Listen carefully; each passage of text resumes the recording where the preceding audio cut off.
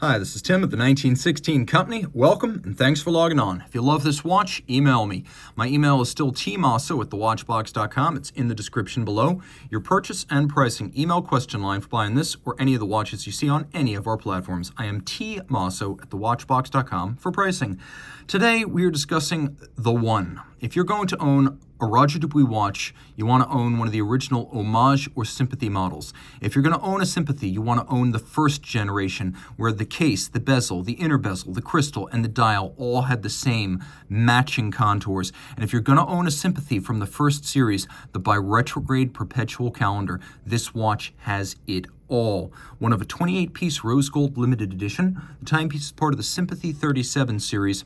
Sogem, the original name of the Dubuis company, was established in 1995, and for its first roughly half-decade, Dubuis himself was intimately involved in the design as well as the regulation and preparation of the watches.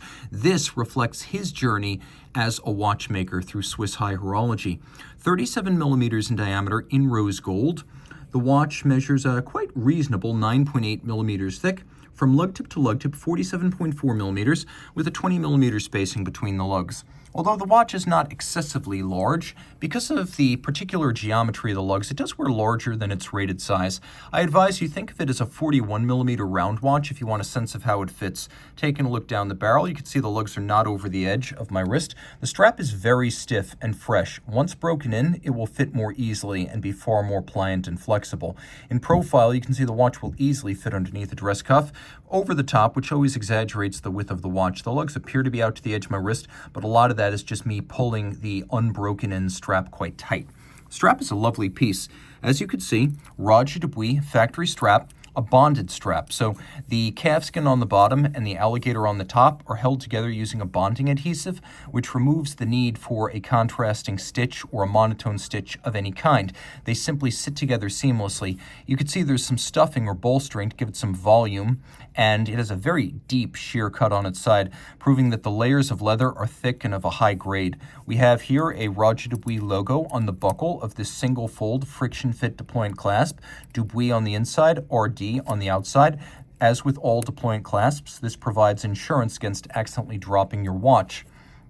Built the right way, with integrity. You can see that the strap is held to the case using screws and bars, not spring bars, so there's no danger of this accidentally pulling off by accident. This is a more secure setup that requires a little bit more investment up front by the manufacturer, but well worth the price for a watch like this. The lugs welded on manually, lugs, case, built separately, inserted together, slotted and welded. All of the evidence of the weld removed by hand to create that super sharp break between case and lug. Again, this is the way you make something if you're going to make it in a very small volume to a very high standard.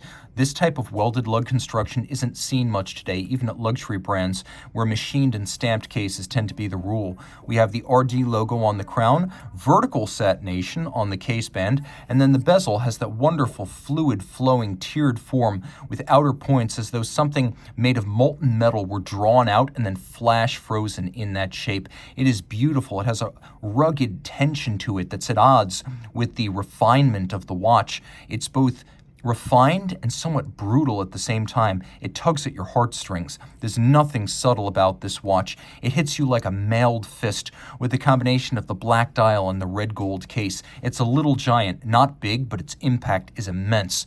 At center, we have leaf-style hands, which we also have for the sub-registers, retrograding day and date, moon phase, month, leap year indication, and this is a module that Jean-Marc Viderecht and Roger Dubuis originally created for the first Harry Winston high horology watch back in 1989, their original Bi-Retrograde Perpetual calendar. This is Dubuis using this system that he devised on a watch of his own making under his own brand.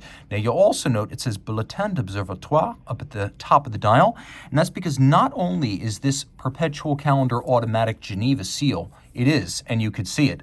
It's also a Besançon certified French observatory chronometer, which critically is everything the COSC is, but is a fully assembled watch. And most of these watches would have been regulated under the oversight of Dubuis himself.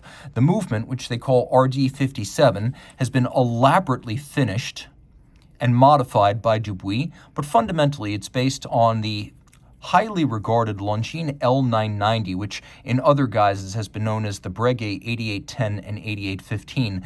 It's an automatic winding Longines in-house caliber designed in the late 70s, the last in-house caliber that Longines designed.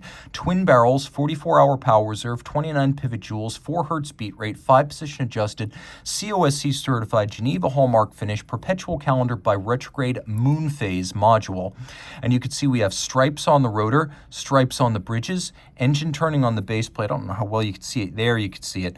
Broad, mirrored, hand-finished bevels, black polished screw heads, jewel sinks that feature internal beveling, and we have black polished screw heads, stud holder, as well as fine adjustment mechanism. All of it beaten away at 4 hertz. A 28-piece limited edition, theoretically water-resistant to 30 meters. I would not test the theory. This watch is approaching the realm of neo-vintage or modern vintage. And again, if you're going to get a Roger Dubuis, this is the one. Reach out to Team Mosso at thewatchbox.com for pricing.